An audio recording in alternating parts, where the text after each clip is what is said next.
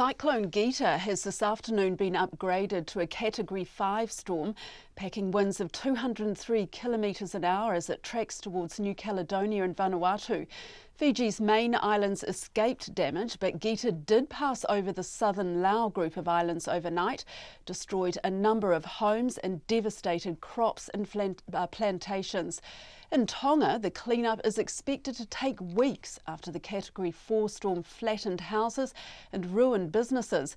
There was some welcome news today as the NZDF Orion touched down with 12 tonnes of much-needed supplies, including hygiene kits, temporary shelters and water containers. TVNZ Pacific's correspondent Barbara Dreaver has been in the capital of Nuku'alofa since the cyclone struck. I asked her about the extent of the damage. The damage is still being assessed by authorities, but definitely from what I've seen, it is a lot of homes that have had their roofs ripped off and structures damaged.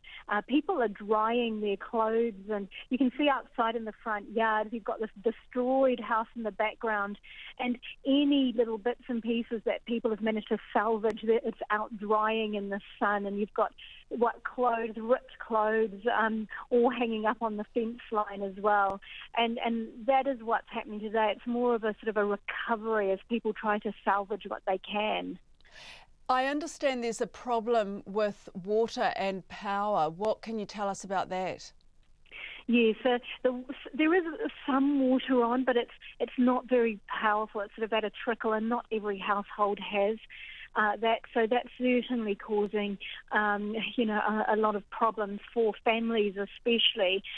Just in the coastline here, a lot of people are going for swims in the sea. I mean, it seems to be the only option for a lot of people, just to get fresh and clean. And definitely with the electricity, we have seen linesmen out and about trying to repair the lines, but I fear this could be quite a bit of a process, and it will be several days before people are reconnected. And is there still a lot of debris blocking the roads, stopping these groups from getting to hospitals, that kind of thing, getting help?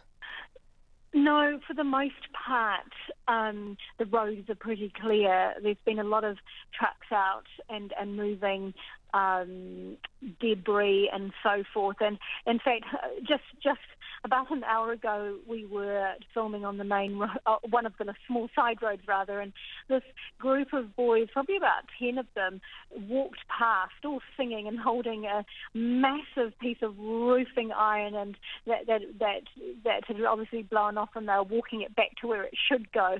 So everyone's sort of pitching in and trying to move things as they can, especially debris, because one thing you've got to remember is that there was quite a big dengue epidemic here, and there still was. Around over 50 people have had it in recent times, and one person has died.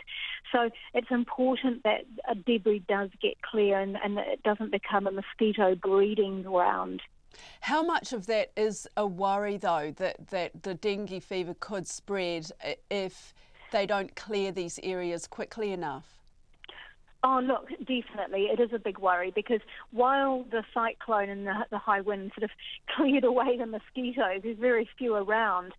These breeding grounds can develop really quickly, and if you've got stagnant water, which you do have in in front of a lot of the homes that we've been to, that's an issue, a big issue. And also when you've got, you don't have fresh drinking water and, fresh water and for washing and other things like that, that's also, you can get all sorts of diseases, and that's something authorities are very much aware of, and they're hoping that water supply gets on as quickly as possible.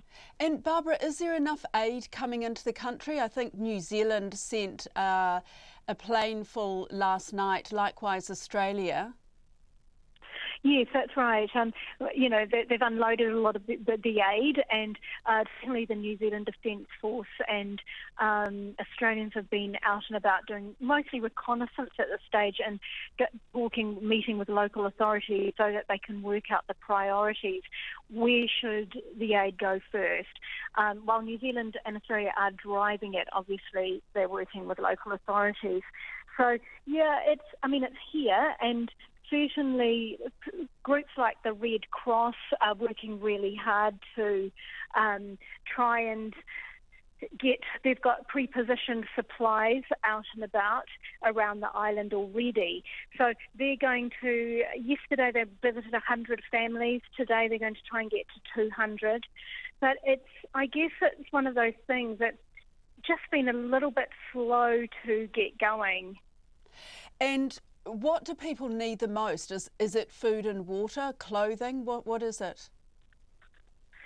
It's the Red Cross in particular are sending out tarpaulins. They're sending out tarpaulins, tents, cooking utensils, really practical things like tools, machetes and things like that people can use to clear debris. A lot of people have lost, because there's no electricity, they've lost cooking facilities. So these are practical things. I saw one family's face when they got their supplies, and it was magic. These are sort of tools that they've been waiting for.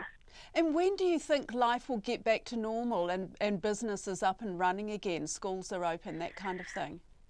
Oh, look, it's going to be some time, I think. Just looking at some of the schools are very badly damaged, and just with no electricity, no water, it's going to be some time for schools. Some businesses are open, things like, little stalls on the road. It was really heartening to see this down at the wharf, a stall and a lady was putting out all her little bits and pieces for selling. And so you do have little stalls and little shops that are open, but maybe a few more days before the bigger ones are open. And that was TVNZ's Barbara Dreaver in Tonga.